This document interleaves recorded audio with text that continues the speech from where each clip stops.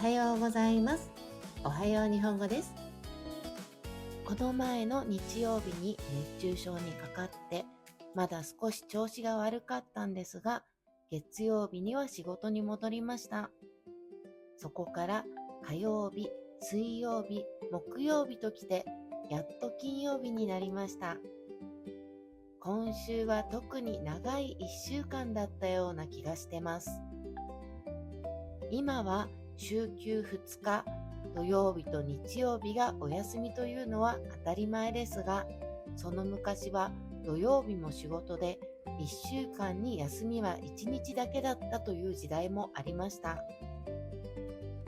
私のお父さんはその時代に働いていたのですごいなぁと思います。私はいつも金曜日になると、疲れたなって思うんです。1週間に休みが1日しかないなんて考えられません。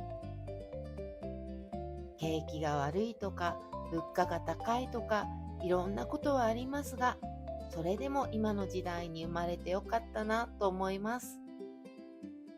短いのでもう一度繰り返して聞いてみてくださいね。また明日。バイバイ。